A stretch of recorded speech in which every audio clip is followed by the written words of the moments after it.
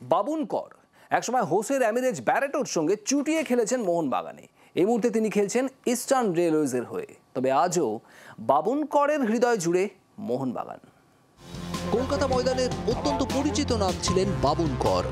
সবুজ maroon jersey পরেই খেলেছেন দীর্ঘদিন। খেলেছেন বাসুদেব মণ্ডলের পাশে, খেলেছেন মোহনবাগানের সর্বকালের অন্যতম সেরা বিদেশি ব্যারেটোর পাশে। এই মুহূর্তে তিনি খেলছেন ইস্টার্ন রেলওয়েজের হয়ে। বয়স অনেকটাই বেড়ে গিয়েছে, তবে বল নিয়ন্ত্রণে ভাটা পড়েনি। ব্যারেটো তার কাছে ঈশ্বরের মতো। স্মৃতিচারণ করতে গিয়ে জানান বাবুন কর, বাসুদেব মণ্ডলের পরামর্শ তাকে ফুটবলার হিসেবে আরও ভালো খেলতে সাহায্য করেছে বলেও জানান তিনি।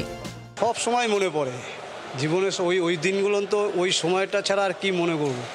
ওই দিনগুলোর জন্যই তো আজকে এইখানে এখনো খেলে যাচ্ছি। ব্যারেটোর সাথে খেলার কোনো বিশেষ মুহূর্ত? ভগবানের সঙ্গে খেলেছি। ব্যাটো আর হচ্ছে বাসুদেব মণ্ডল, ও ভগবান যা বুঝাতো, গাইড করতো আমাদের।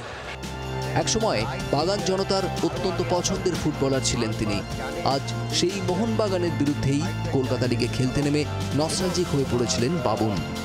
আজ আর তাকে কেউ সেভাবে মনে রাখেনি, তবে বাবুনের মন জুড়ে রয়েছেন মোহনবাগান।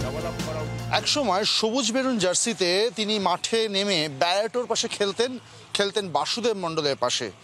এবং সেই একটা সময় ছিল যখন ব্যারেটোকে তিনি একাধিক বল বাড়িয়েছিলেন গোল করার জন্য, এবং ব্যারেটো সেই সময় বাবুন করের রীতিমতো প্রশংসা করতেন। সেই বাবুন কর সময়ের তাগিদে বা অন্যান্য তাগিদে এই মুহূর্তে খেলছেন ইস্টার্ন রেলওয়েজের হয়ে। হ্যাঁ, বয়স অনেকটা হয়ে গিয়েছে। এই মুহূর্তে হয়তো তার আর মোহনবাগান, ইস্ট বেঙ্গল বা মোহামেডান বা তথাকথিত বড় ক্লাবগুলো খেলার সময় আর নেই। তবে এখনও কিন্তু সেই অতীতকে আঁকড়ে ধরে রয়েছেন বাবুন কর।